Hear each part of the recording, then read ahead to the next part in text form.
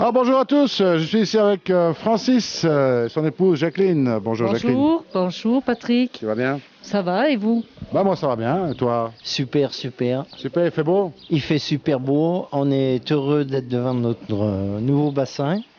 Et en plus, avec ta présence, je tenais à dire une petite chose.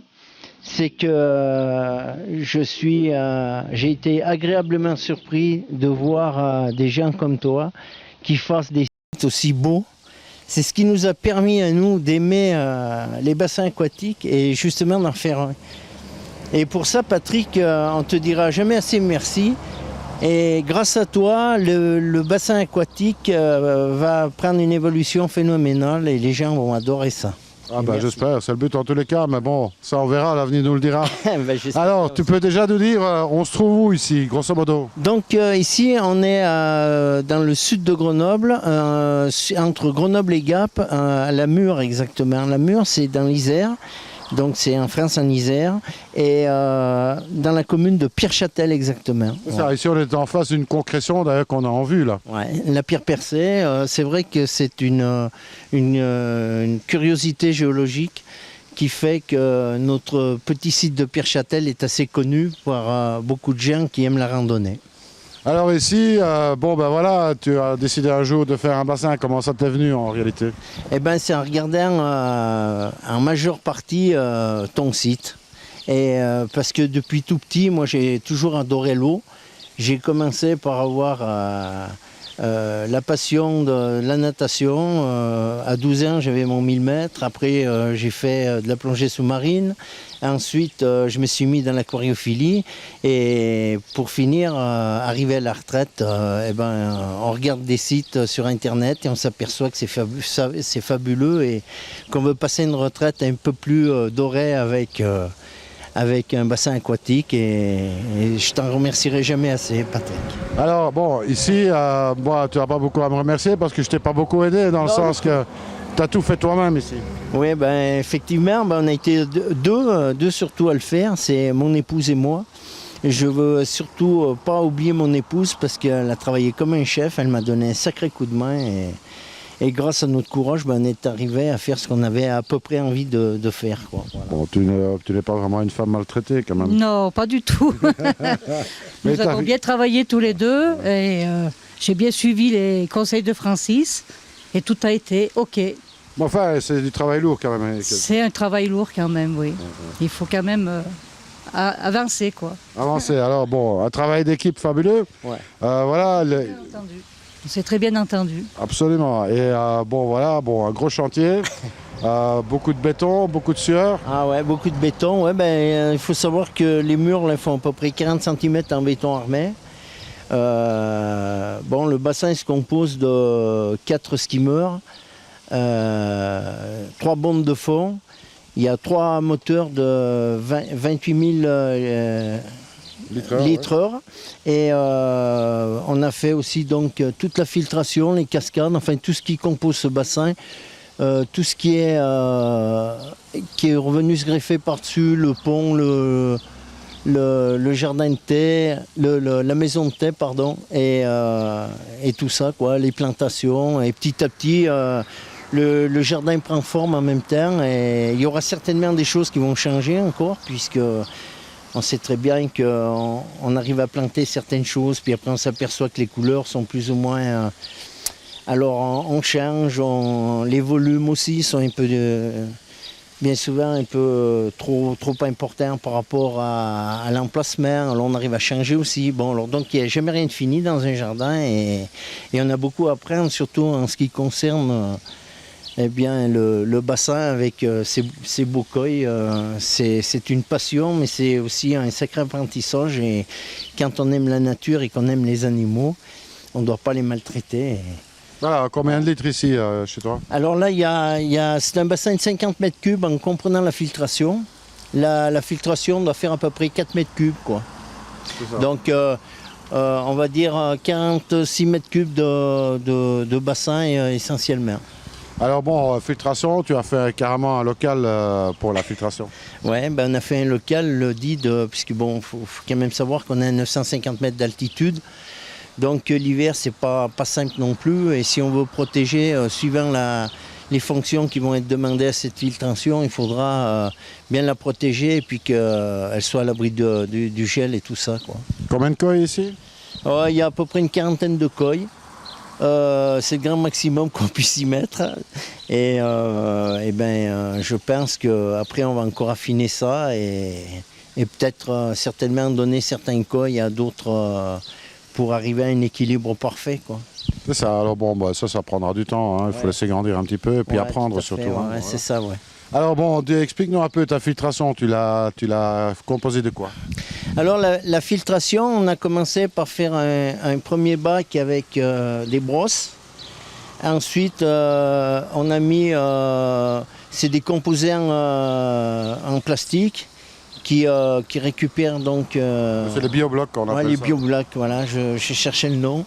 Les bioblocs et puis essentiellement du tapis japonais, mais d'après tous les conseils que j'ai eus, je pense qu'on va ramener tout ça au tapis japonais parce que je crois que c'est la filtration la plus efficace qui est à l'heure actuelle, le tapis japonais. Alors bon, filtration mécanique avec des brosses. Ouais, avec des brosses. Bon, peut-être ça, c'est une chose que tu pourras améliorer plus tard.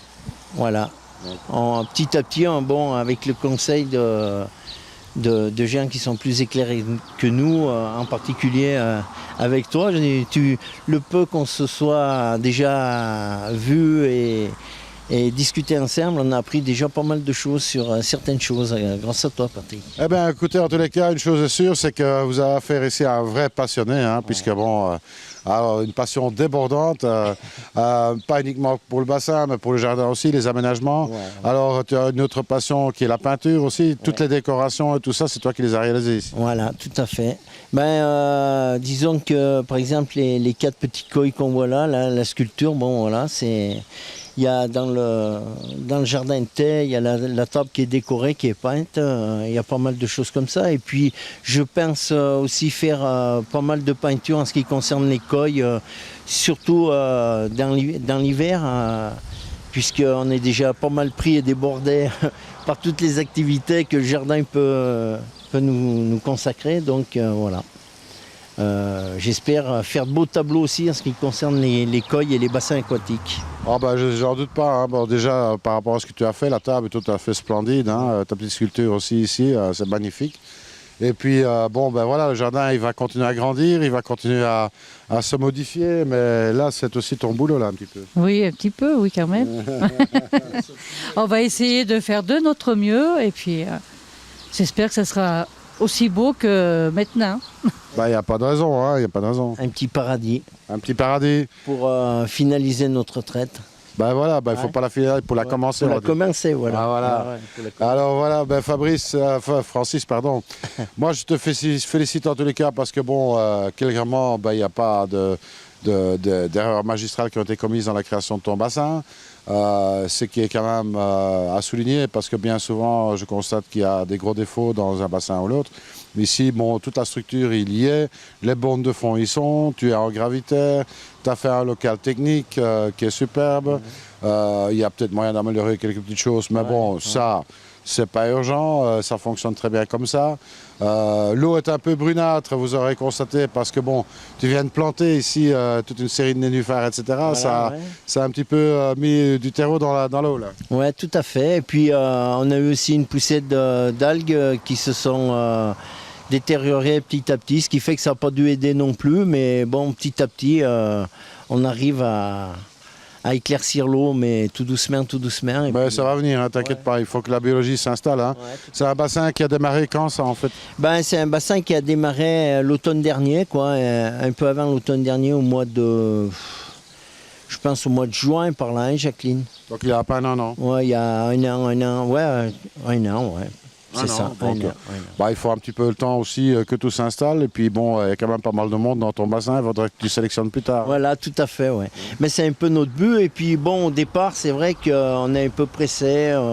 On essaye d'acheter des coils. On va pas tout le temps chez des spécialistes. Et là, après, on le regrette aussi un petit peu parce que on s'aperçoit qu'il y a quand même des variétés de coils et des coils qui sont beaucoup plus importants que d'autres. Et après, on se dit, bon, ben voilà, il y a certaines choses qu'on va écarter et d'autres choses qu'on va certainement continuer à amener parce qu'on s'aperçoit que, voilà. Alors ici, on est entre Gap et Grenoble. Tu vas aller chercher où tes koi? Parce que finalement, en montagne, tu ne dois pas en entendre tellement, là. Voilà. Donc, on va dans l'Ain, au jardin aquatique, et à Rochefort-les-Pins aussi, au bassin aquatique. Décor aquatique. Décor aquatique, voilà, tu connais. Je connais, oui, je connais bien les deux. Et donc, les dernières dizaines de koi qu'on a été chercher, c'est à Rochefort-les-Pins et à Décor aquatique où on a été super bien reçus, où il y avait une population de koi qui était fabuleuse, à des prix assez raisonnables et où on a trouvé quand même notre bonheur. Et si un jour on a d'autres koi à acheter, il y a des chances qu'on y retourne, quoi, voilà. Alors tu m'as dit aussi que, bon, ici tout près, en fait, on va pas dire, c'est dans la ville proche, ici, Ouais. à Grenoble, il y a un magasin aussi, tu Ouais. m'as dit. Alors, donc le magasin auquel j'ai acheté les pompes, toutes les tuyauteries, pas mal de choses pour le bassin au départ, parce qu'eux ne vendent pas de poissons pour le moment. Et donc j'ai un petit trou, excusez-moi. Bah écoute, Garda aquatique, voilà, Garda aquatique, qui est à Nevers, et le deuxième magasin est à côté de chez nous, dans le Nord-Isère. Au Grand Lin. Voilà, au Grand Lens.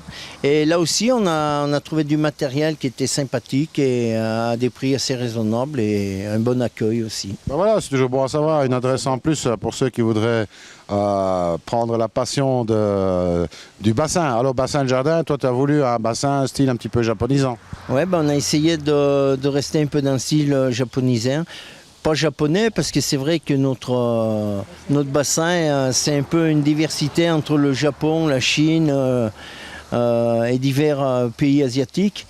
Et en fonction de ce qu'on a pu chiner, trouver ou fabriquer aussi, hein, en fonction de ce qu'on avait, je veux dire, un peu dans la tête, quoi. Eh bien, vous avez plein de belles choses dans la tête, hein, c'est moi qui peux vous le dire. Et puis, voilà, si d'emblée, vous avez envie de créer un bassin, voilà un bon exemple ici de ce qui a été réalisé. Bon, ça n'a pas été sans peine quand même, de plus de 2 ans de boulot. Ah ouais, il y a, on va dire, même 3 ans de boulot. Entre le départ où ça a été pic-pelle et pioche. Faut savoir que bon, le bassin fait 50 mètres cubes, mais entre la filtration, les murs et tout ce qui a vraiment un volume de terre, il doit y avoir peut-être pas loin de 100 mètres cubes de terre. Hein. Ça fait du volume, ça fait du poids et tout ça trimballé à la brouette parce qu'on n'avait pas le passage et il y a des escaliers de partout chez nous. Alors, ce qui fait que voilà. Ben voilà, vous avez fait une réalisation comme Francis, et puis bon, vous pouvez toujours la montrer sur Aquatech Nobel, hein. La preuve en est, Francis. Ah ouais, super.